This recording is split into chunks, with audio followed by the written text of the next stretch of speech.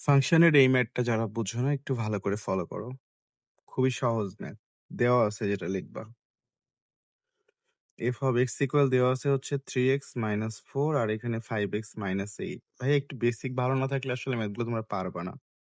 তো এখানে আমরা x এর স্থানে x এর মান বসায় দিব হচ্ছে 1/x²। তোমাদের এমন টাইপের ম্যাথ অনেকগুলো দেখাইছি। তো এখানে 3 ইনটু x এর স্থানে বসে যাবে 1/x² minus 4 divided 5 into x এর স্থানে বসে যাবে x² মাইনাস 8। এই তো ঘটনা। বুঝছো তো নাকি? 3 এর সাথে 1 গুণ করলে 3/x² মাইনাস 4 হবে। আর এখানে 5 এর সাথে গুণ করলে 5/x² মাইনাস 8 হবে। তারপরে তোমরা জানো এখানে লসাগু করতে হবে। উপরের জন্য লসাগু হবে x²। লসাগু হওয়ার সেম হইল উপরে যা আছে তাই বসে মাইনাস এখানে সিঙ্গেল থাকলে সরাসরি গুণ হয়ে 4x² হবে। নিচের দিকে তোমার লসাগু হবে x²। লসাগু হওয়ার সেম হইল উপরে যা আছে তাই বসে মাইনাস 8x²। এইগুলা তোমাদের অলরেডি অনেকবার শেখানো হয়েছে। তুমি যদি চাও এখান থেকে আরেক লাইন বেশি করতে পারো, অথবা চাইলে এখান থেকে তুমি ডিরেক্টলি ভাইয়া যেটা করতে পারো, এই যে x² ভ্যানিশ করে দিতে পারো। যেটা বের হলো সেটা হচ্ছে 3 minus 4x² divided 5 minus 8x² বের হয়েছে। ব্যাস। এখন এই মানটা তুমি জাস্ট মূল জায়গায় বসাইলেই হলো। তো আমি জাস্ট এই সাইডে করতেছি, হ্যাঁ? এই যে মূল যে ম্যাথটা ছিল এটা। তো চাইলে তুমি জাস্ট এখানে লিখতে পারো প্রদত্ত রাশি। আমি এখানেই করি, যদিও একটু মানে শর্ট হবে জায়গার। লেখা আছে 1 divided x² minus 1 f of 1/x² plus 1 দেওয়া আছে। তুমি এখন মান বসাবে, হ্যাঁ? এটার মান যে পাইলাম আমরা কত দেখো তো? 3 মাইনাস 4x² 5 মাইনাস 8x²। সুন্দর করে মানটা বসায় দাও। 3 minus 4x² divided 5 minus 8x² এর সাথে হচ্ছে মাইনাস 1। উপরে যে মানটা বসছে নিচেই কিন্তু সেম এই মানটাই বসবে। 3 minus 4x² divided 5 minus 8x² plus 1। বুঝছো তো নাকি? জাস্ট এখানে এটার মান বসাইছি, এখানে এটার মান বসাইছি। এরপরে কি করতে হবে? লসাগু করতে হবে। যেগুলো তোমাদের বেসিকে 1000 বার শিখানো হইছে। এখানে লসাগু কি হবে? 5 মাইনাস 8x² হবে। লসাগু আর সেম হইলে উপরে যা আছে তাই বসে, মানে 3 মাইনাস 4x² ই বসবে।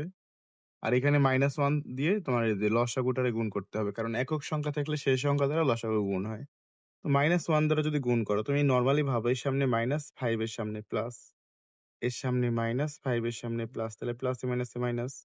1 দ্বারা 5 রে গুণ করলে 5 ই হবে। তারপরে -1 দ্বারা আবার 8 রে গুণ করবা। এর সামনে মাইনাস, এর সামনে মাইনাস, মাইনাসে মাইনাসে প্লাস হয়। 1 দ্বারা 8 রে গুণ করলে হবে 8x²। ওকে, বুঝছো এটুকু আশা করি। নিচের লাইনে দেখো। সেম জিনিসই লসাগু হবে।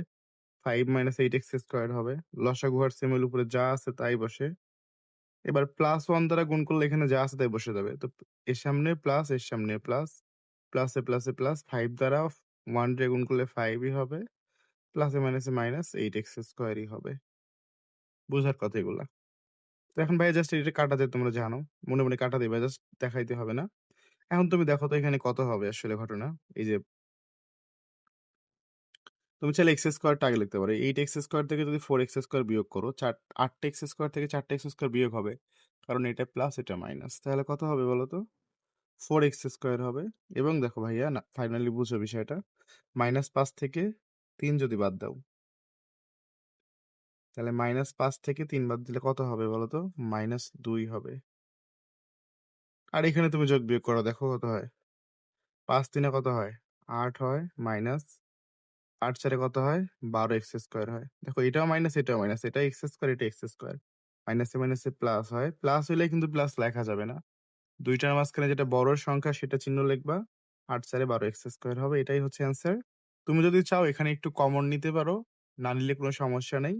সরাসরি এখানে অ্যান্সার লিখলে কোনো পাপ হবে না। উপরে চাইলে তুমি 2 কমন লিখতে পারো। 2 যদি কমন নাও তাহলে কত হবে? 2x² মাইনাস 1 হবে।